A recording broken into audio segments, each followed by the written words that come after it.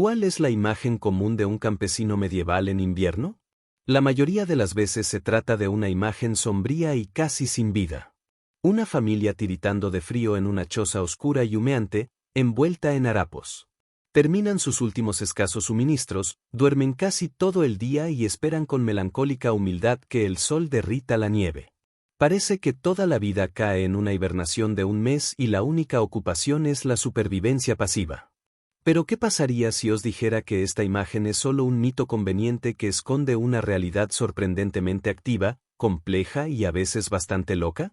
¿Qué pasaría si la cabaña se transformara en invierno en una fábrica textil, una cervecería, un taller de carpintería y sus habitantes se dedicaran a actividades de las que no tenemos ni idea? Desde la pesca en el hielo hasta disputas legales. En estas condiciones, sin tecnología ni confort, ¿cómo podremos no solo sobrevivir, sino vivir el invierno productivamente? La respuesta está en una serie de prácticas ingeniosas, a veces impactantes y, en nuestra opinión, completamente ilógicas, que transforman la temporada muerta en uno de los periodos más importantes y gratificantes del año. El invierno medieval no es un tiempo de espera pasiva, sino de estrategia activa. Es una época en la que se reparaban herramientas y se tejían intrigas. Es una época en la que la cosecha del año anterior se transformaba en pan, cerveza y ropa, y el destino de la cosecha del año siguiente se decidía mediante canciones y encantamientos. Esta no es una historia de primitivismo, sino de increíble adaptabilidad y capacidad para hacer múltiples tareas a la vez. Esta es la historia de cómo nuestros antepasados, con nada más que sus manos, su ingenio y el poder de la comunidad, convirtieron el frío y la oscuridad en un recurso. Quédate con nosotros hasta el final y aprenderás por qué un granero era una auténtica fábrica. Cómo los campesinos se convirtieron en abogados y resolvieron disputas en el Parlamento de invierno. Cómo se utilizaba la orina y las ortigas para hacer ropa. ¿Por qué los manzanos tenían que cantar canciones en pleno invierno?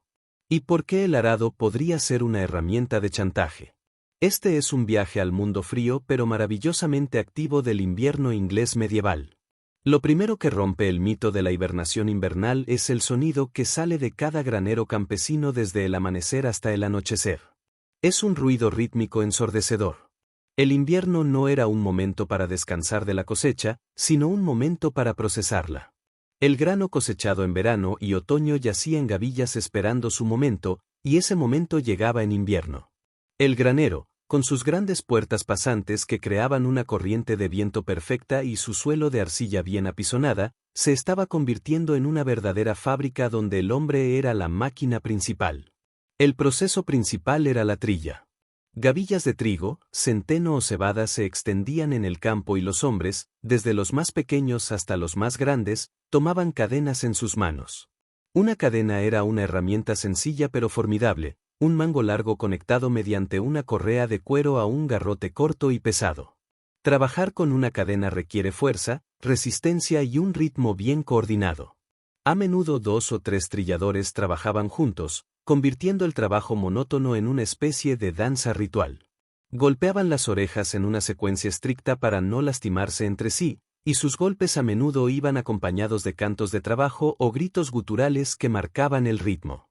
Era un trabajo monótono y agotador que se prolongaba durante horas en la penumbra del granero. El aire estaba lleno de polvo de oro, una mezcla de paja, migas de paja y tierra. Este polvo omnipresente obstruía los pulmones, provocando una tos constante y acabando por provocar una enfermedad pulmonar crónica llamada tisis. Este era el precio del pan en la mesa. Después de trillar, las mujeres y los niños utilizan palas de madera o simplemente arrojan el grano al suelo para separar los granos pesados de las cáscaras ligeras. Este proceso se llamaba aventar. Luego llegó el momento crítico de la separación.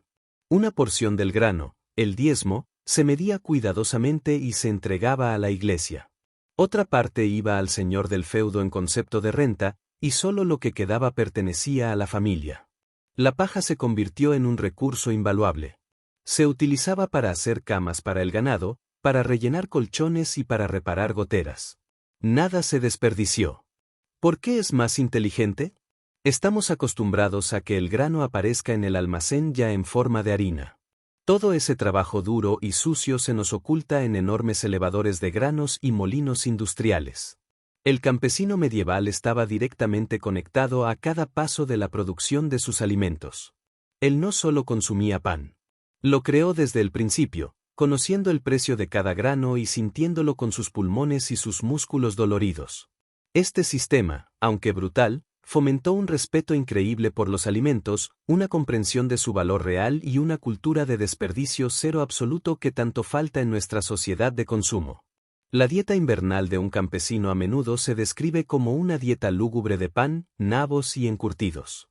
Pero esto es solo una parte de la verdad. En un mundo donde cada fuente de calorías valía su peso en oro, la gente utilizaba las formas más inesperadas y locas de obtener proteínas frescas. Bosques y ríos delimitados por el hielo se convirtieron en una arena para una caza silenciosa, casi invisible, que requería un conocimiento profundo y una astucia increíble. La presa principal del río en invierno no es la trucha ni el lucio, sino la anguila. Este pez graso con forma de serpiente era tan valioso que de alguna manera se utilizaba para pagar impuestos. Incluso hubo un alquiler de anguilas.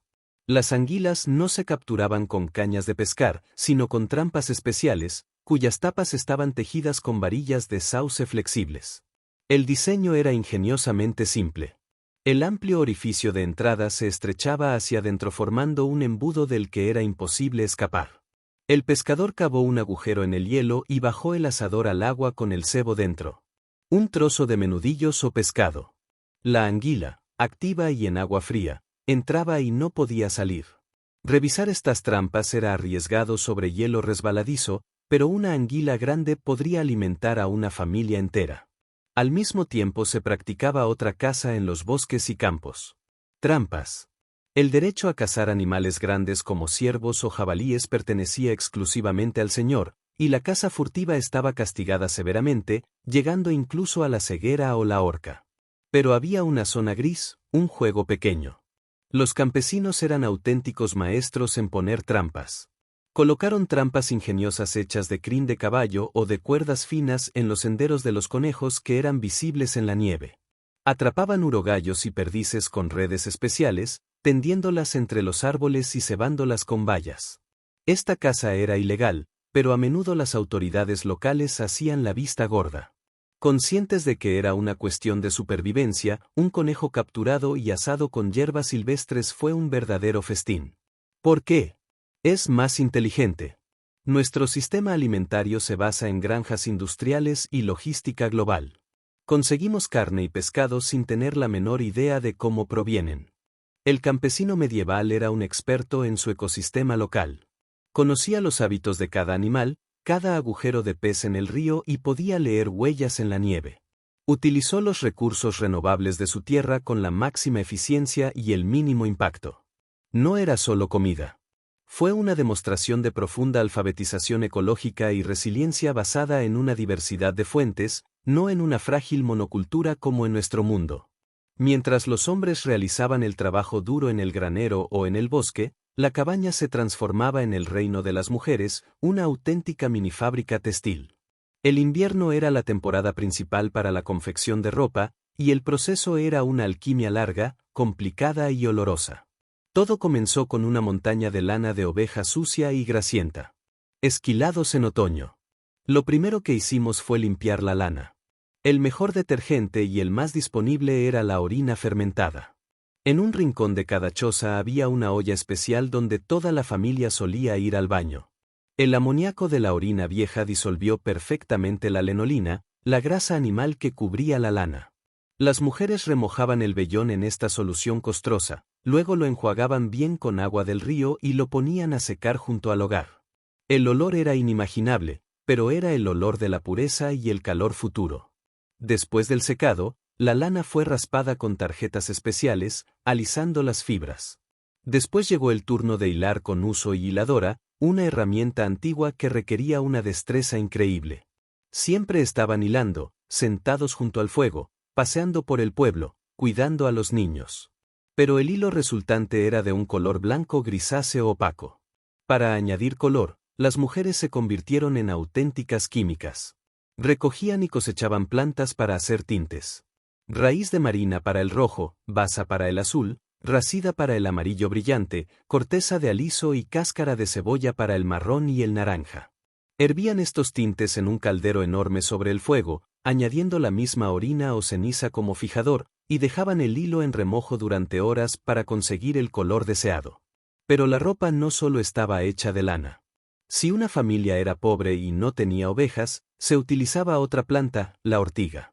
Se recogía en verano, se remojaba en agua hasta que la cáscara dura se pudría, luego se arrugaba, se agrietaba y se rayaba, produciendo fibras fuertes y brillantes con las que se hilaban hilos, y se tejía un tejido grueso pero increíblemente usable similar al lino en un telar vertical primitivo.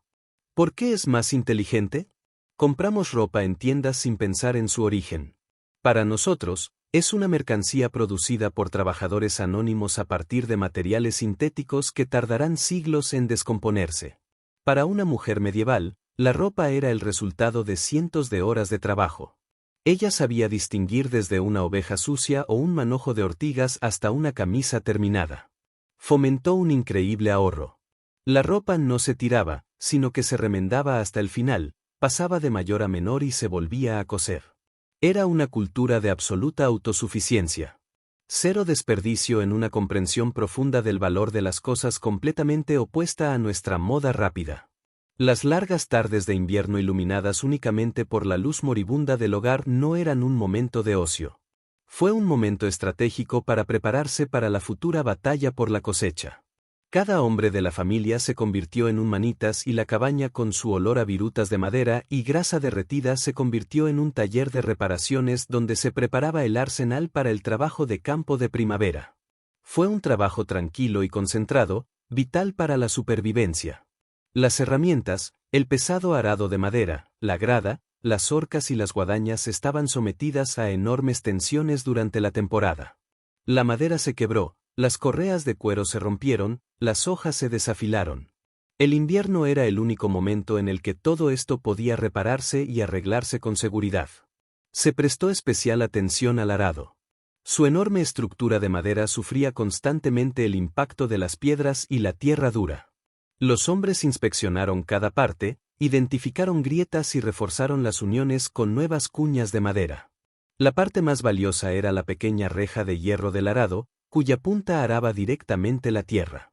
El hierro era caro y la reja del arado era uno de los activos más valiosos de la familia junto con el ganado. En invierno, se llevaba al herrero del pueblo para afilar la hoja o, si estaba demasiado desgastada, soldarle un nuevo filo de acero. Este servicio costaba dinero o comida y se preparaba con antelación. El cabeza de familia se sentaba junto al fuego y pasaba horas tallando un nuevo mango de hacha a partir de un trozo de fresno u olmo.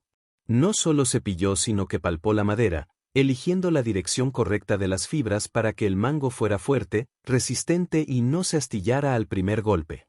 Los niños más pequeños remendaban arneses de cuero para bueyes o caballos. Empapaban la piel áspera, la untaban con grasa animal para devolverle la elasticidad y cosían las zonas desgarradas con gruesas telas de cera, usando un objeto hecho de hueso o hierro. Las mujeres estaban tejiendo nuevas cuerdas de cáñamo. Todos estaban ocupados con sus propios trabajos. Y este trabajo tranquilo y concentrado junto al fuego era una especie de meditación, una manera de pasar las horas oscuras de forma útil. Además de reparar lo viejo, se hacían cosas nuevas. El invierno era el momento ideal para tejer cercas con ramitas flexibles de avellano o sauce preparadas en otoño. Construían metódicamente secciones de vallado que, en primavera, protegerían el huerto del ganado siempre hambriento. Tallamos cuencos y cucharas de madera, hicimos mangos para cuchillos y reparamos cubos con fugas. Esta actividad continua era una forma de esperanza tangible, una contribución material a un futuro que todavía estaba oculto tras el anochecer invernal. ¿Por qué es más inteligente? Nuestra sociedad vive según el principio: si algo está roto, tíralo a la basura. Sufrimos de indefensión aprendida. Habiendo aprendido a arreglar incluso las cosas más simples, el campesino medieval tenía un conocimiento profundo e íntimo de los materiales. Sabía que la madera de fresno era mejor para los mangos debido a su resistencia y el roble para las piezas del arado debido a su fuerza.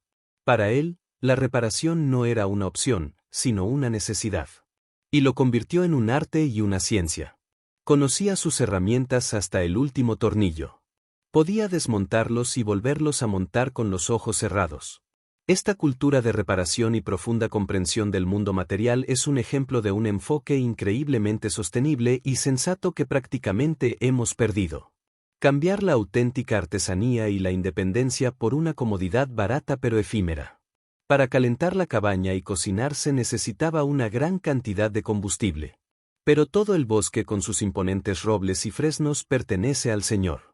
Talar un árbol sin permiso era un delito que podía acarrear una multa enorme o incluso prisión. ¿Significaba eso que los campesinos tenían que congelarse? No.